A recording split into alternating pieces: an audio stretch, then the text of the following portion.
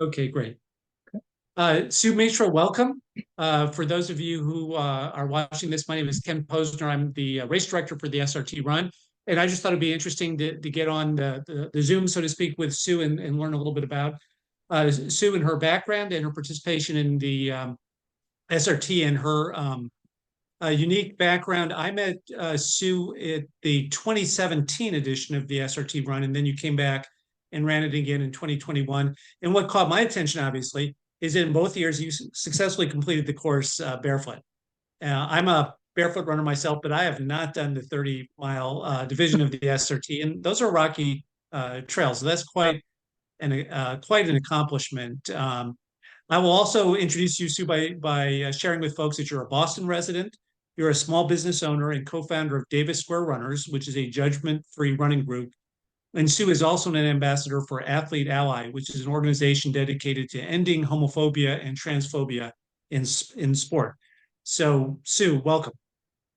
Thank you. So I wanted to start and ask you a little bit about your running career. According to Ultra Sign Up, you've run in a number of trail races in the Northeast, Massachusetts, Vermont, New Hampshire. And I'd love to hear how you got into trail running. I don't know that there's a real great story about how I got into trail running. I had been kind of a serious runner since about 2011, and one day a friend of mine said he was doing a trail race. He was doing a 15K trail race, which I had no idea what that was. And I was like, I'll go do that. And so I signed up, started the race. Within 20 feet, I fell flat on my face. But I picked myself up and just kept going, and I loved it. And back then I definitely had shoes on, but you know, I just love the feeling of being out like out in the woods running rather than just city streets, pavement, etc. Yeah, I have a similar story. My first trail race, I had a great time until about the halfway point. And you have to pick up your feet more. And if you're not used to that, you might get cramps. So I started to cramp up about halfway Oh, through, but I had a similar experience and got hooked as well.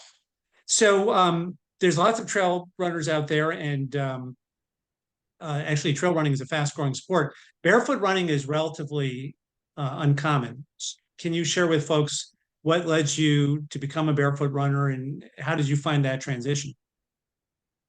so this was the influence of another friend of mine who started running barefoot on trails. I don't know why he started it, but he said he liked it, and he liked the feeling. So I was like, okay, let's try it. And I started out doing mile, 2 miles, 3 miles, and then it just kept going from there. But like I loved the feeling beneath my feet. Just feeling the trails, feeling it, whether it was soft or hard, or even feeling the rocks. Um, and like the coolness, the dampness, whatever. It's just another way of kind of experiencing the woods as it was. So, for folks who might be curious about barefoot running, would you offer any advice in terms of the transition? Did it take a long time to get used to it? Was it difficult? Um, Um, it's not something that you can just take off your shoes, or maybe it was for you. Just curious what your experience was in terms of that transition.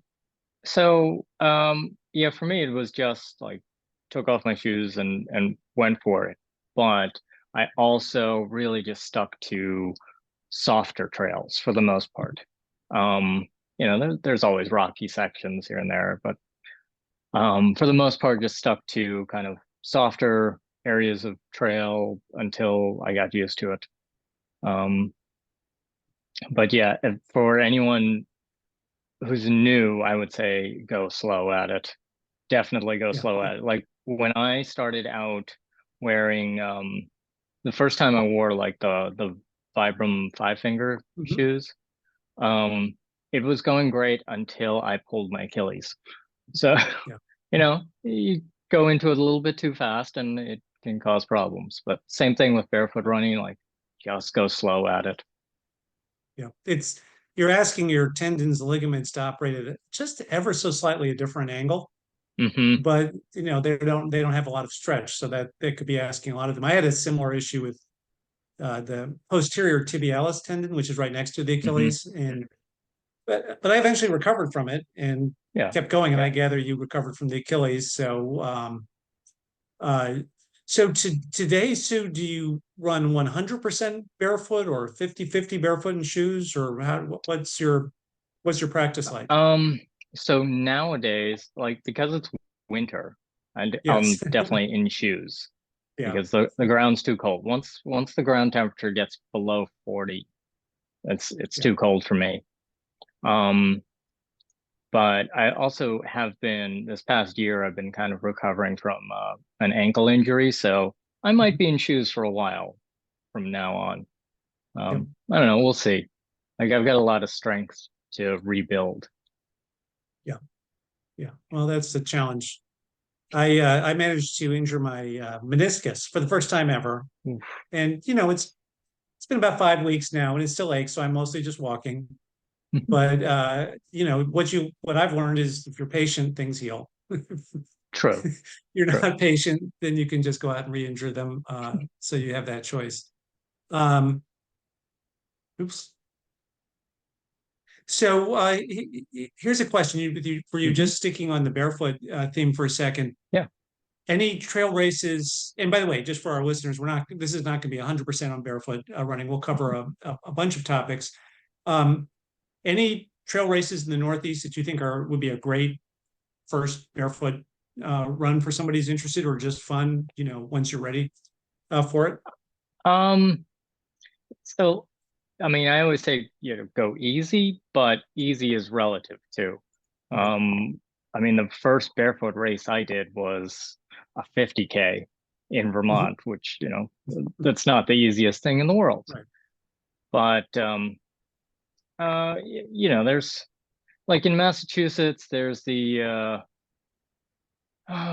it used to be called the Merrimack 10 miler. It's pretty easy. It goes along a river. They've recently been taken over by another race Mhm. company, so I don't know what it's called now. The Goshen Gallop in Vermont is a nice course. There's a 4 hour race out in Western Mass. I think it's called the Peaked 4 hour. Also nice Mhm. course. A little colder at that point. Rescue Run 5K in New Hampshire's a good one. That's in the spring, I Mhm. think. So yeah. Great. I'll throw out for folks too the Tesla Hertz. I don't know if you've ever been out Mm. to that one, Sue. That's a nice soft, mostly soft course. A few acorns in I've places, but always wanted to do that, but I've never yeah. gotten around to it. Okay. Well, I'll add my recommendation to it. Let's let's move along and talk about the. Oh, by the way, let me ask you one other thing. Just Yeah. uh, a favorite. We'll talk about the SRT in a second, but just curious if you have another favorite trail race with shoes or without, just an experience that you've had trail running that was something you'd want to share with folks. Um, there's one race There's that I one do race that every year Mhm. that I absolutely love, which is the Infinitus Yeah, race yeah. up in Vermont. That's Um, Andy Weinberg, right? Is the race yes, director? Yeah, yes, he is a hoot. yeah. Um, um, I do that every year now for the last, I don't know, 5 years or so, excluding COVID year. Um, but yeah, it's a tough course. Um, but there's so many different races there because it goes everything from like an 8 mile race to like a 50 mile race, 100 mile race, 250 Right. uh, deca marathon, or the triple 8K.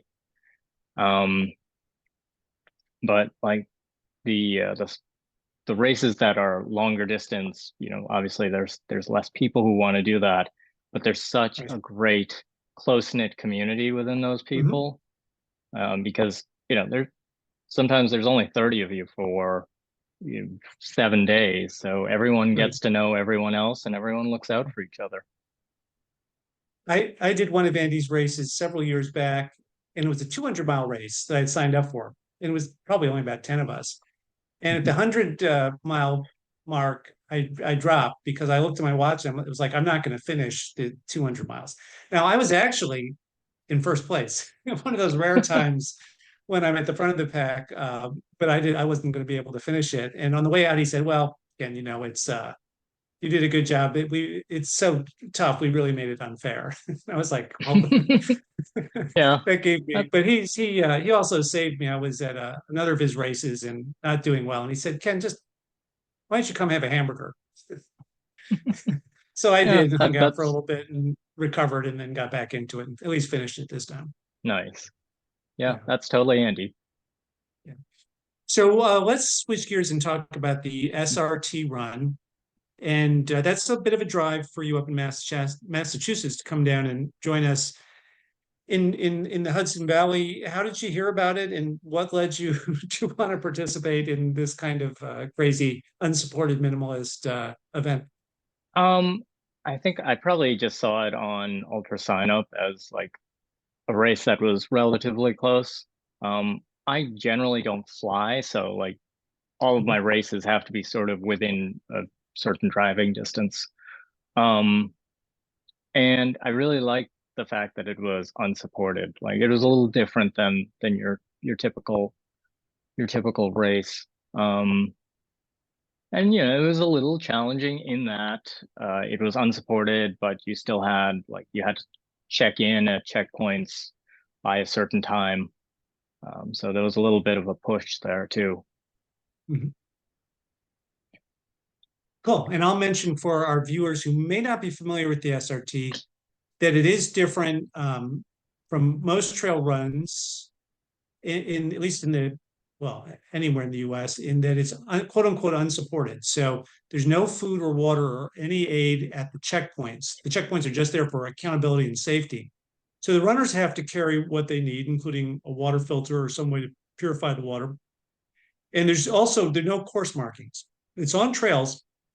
It's not some kind of Barclays style bushwhacking adventure. It's on trails, but the blazes change colors as the Shawangunk Bridge Trail sort of hopscotches along a network of local trails. And we give people an app to follow on their phone, so nobody's going to hopefully get lost. And we have search and rescue teams to go find people when they get confused.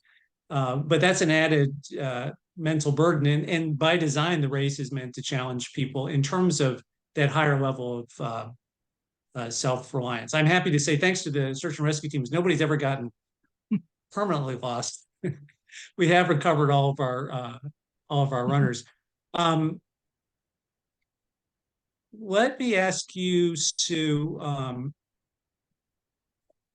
well, you mentioned, I was going to ask you, were you concerned about the unsupported format? I think maybe you already addressed that. I mean, for listeners who are maybe unsure about the unsupported Mhm. format, can you just share sort of the thought process you went through and how you got ready for the event? Yeah, I mean, did it concern me? Probably a little bit, but um, I mean that's the way you grow, right? You Yeah. have to push yourself a little bit. Um, so yeah, it did concern me. I did look at the map. I downloaded the GPX track onto my phone, and I was kind of familiar familiarizing myself with the type of markers that I was going to see, like the type of Mhm. trail markers, trail blazes, etc. Like the blazing that I found in New York was a little different than what I'm kind of used to here. So seeing, figuring that out beforehand, that was important. And then also figuring out like what's kind of my expected time and um, at least writing it down in some format. I don't remember how I did it. Um, of when I should be at certain checkpoints that kind of kept me going through the race. So, So in 2017, you finished the 30-mile course in 12 hours and 17 minutes. And we have I think it's a 15-hour time limit. So with plenty of time to spare for a rocky single track trail. What was your experience like in 2017? What were the high points and or the low points? um, I I'm trying to figure out what my high points were. I mean, the high point was that I finished. That's right. I know I was having a lot of I was having a lot of problems, especially towards the end. I basically as it got dark. Um, I'm not good in the dark, so I don't love running in the dark. I had a headlamp and stuff, and but yeah, I felt like I was very, very slow, which I was. I mean, the 2017 version of your race was the slowest that I've ever been on a 30-mile course. Um, and I'd even say that's a pro because I don't know, I kind of like that this race was really hard and it took me 12 hours to do 30 miles. Um, but I don't know if there was like really, I mean, there weren't cons to it. Um, I I came back, so I obviously liked it, but it was a really tough course. I think one thing I didn't kind of expect was how hot the course would get, especially on the really like exposed rocky outcroppings. Yep. Um, it was like an oven going up some of those. And I generally like the heat, but that was hot even for me. I think in September, the body is starting, this is my theory, the body's starting to acclimate to the fall. And Hmm. so when you get out and you get the brunt of the sun, it's almost like a surprise. The body's thinking more about cooling temperatures. That's sort of Yep. my theory, but it does get warm out there. Yeah. Yeah. Oh, it definitely does. Yeah. Yeah. Um, Now, also, I remember your reading your race report. We have that posted on the Hmm. SRT race page, the website. That's www.runwildhv/SRT. And I remember you commenting about, I think it was the darkness and maybe the echoes in the forest Yeah. as it got a little bit, it gets a little bit spooky in the Shawangunk at night. So in 2021, you came back and improved your time pretty significantly. So finished the course in 10 hours and 42 minutes. Hmm. Um, and I know you had some adventures in 21. How was that Uh-huh. experience? So it started out really well. Um, um, yeah, it started out well. More people seem to know me. I'm not sure how, but more people seem to know me. Um, and yeah, for the first half of the course, the first 15 miles, I was doing really well. Like I was speeding along. Mhm. Um, then I tore open the bottom of my foot, which was not a fun experience. And I have a first aid kit with me because that travels with me all over the place. But I stupidly didn't stock it very well. So I had kind of a subpar first aid kit, and I'm having to like wrap up my foot. I had medical tape, but not any like serious bandaging kind of thing. It was a lot of stupid things on my part on that, in terms of the first aid kit. But I wrapped my foot up the best I could. I had like an old ace bandage that I used, but I didn't have any pins. So I took pins off of my bib Yeah. to wrap up my foot, and I said, okay, get to the next checkpoint, and then you can, call it at that point. I got to the next checkpoint, and I kept going. I don't know why.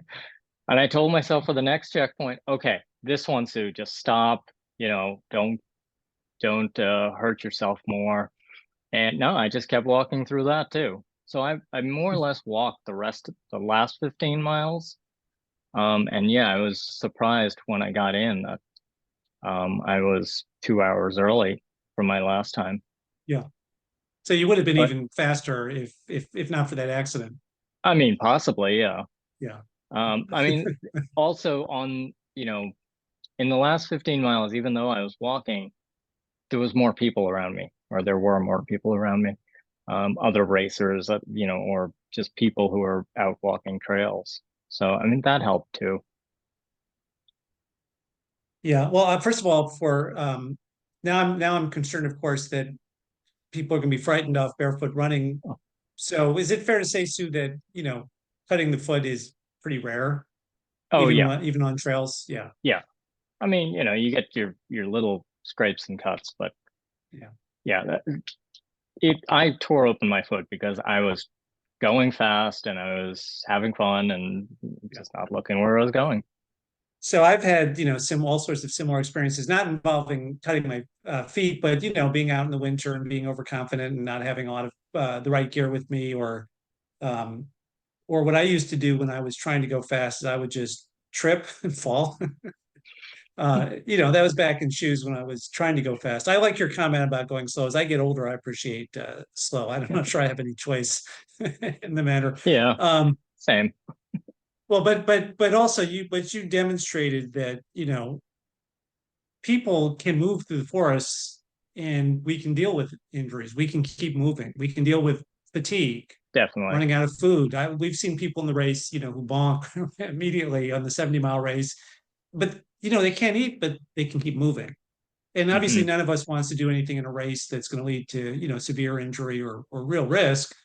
But part of what these races celebrate is the ability to reach down and that endurance, which comes from um, overcoming the challenges, the mental challenges, the physical challenges. So cool. That's quite the experience. And obviously, Sue, I hope you'll come back to the SRT sometime, and Oh with yeah, shoes, I without will. shoes, any of the distances. Uh, so I wanted to just wrap up now and ask. Oh, here's one more question about the Yeah. SRT. So as you reflect on your experiences, would you have any advice for people, regardless of how they're approaching the event, just about how to make the SRT a fun and positive experience? Um, I mean, I think this is true for any race, is don't go in cocky. Like don't go in thinking you're going to own this race or, Yeah. have fun with it. I don't know. Yeah, that would be my only thing. It's like just go in and have fun. Don't try and unless you're an elite athlete, but I would say most of us aren't. Right. Yeah, just don't go in full of yourself. We've had some elite athletes do really, really well in the event. Hmm. We've had some elite athletes drop out almost immediately. It just wasn't their day or they weren't mentally Yeah. prepared for it. Cool. So thank you, Sue. Let's wrap up. And I'd love to ask you about your journey as an LGBTQIA runner and trans athlete. And if you wanted to share a little bit about your story, and then I'd love to hear if you found the trail running community to be welcoming and accepting, or if you had challenges, in dealing with events and people in the sport. Um, like this is something that I hear a lot of when people talk about running or trail running in particular, that it's a very like welcoming sport. Mhm. Um, and I don't think that's inherently true. I think it can be welcoming. It comes down to the people who are involved. But yeah, there's like I'm transgender. I came out probably like 4 years ago. Um, and even back then, it's like there's a lot of people that are just pushing back on what that means and how that affects them, and even when it doesn't affect them. I know there's anytime I bring up this topic, any through my activism, there's always a uh, a concern with that like trans women don't belong in the sport because of whatever. But unless you're an elite athlete, it shouldn't concern you at all. I'm transgender, but I'm always in the back of the pack. Like I'm not there to win titles or anything like that. I just want to be respected and yeah, just respected and run my race. Um, so like yeah, trail running can be welcoming, but it's not inherently that way. And it does come down to the people who want to make it welcoming. Yep. Well, I hear you on that. And my own observation is that, there's a lot of change in this world, and it's hard for people to process change. And Mhm. we all face that challenge in many aspects of our life. But what we try to do with the event is we try to celebrate some very specific values, which is endurance, self-reliance, and connection to the land. And for the people who embrace those values, we welcome you. And I always personally, I like to know people who are different from me. It's just I like to have as many friends Mhm. as I could. And I'm always interested to get to know people who are not exactly the same as me. If you were the same as me, that wouldn't be very interesting because we, right, we just say the same thing. And Right. so cool. Well, listen, Sue, I really appreciate you joining me on this quick video, and to get to know you and to get to know your journey a little bit in the different dimensions. I want to thank you on behalf of the SRT community for participating in the event and bringing a special style and determination and performance to the event. I truly believe the spirits of the Shawangunk smile on this kind of audacity and this kind of spirit. So thank you. I'd just like to wish you. You mentioned you're recovering from an ankle injury, so I'd just like to wish you the speediest recovery, the most excitement and fun at whatever races and adventures are coming up. And please come back and visit us. You will always be extremely welcome at the SRT. Thank you so much, Ken. Yeah, I'll definitely be back. You are very welcome.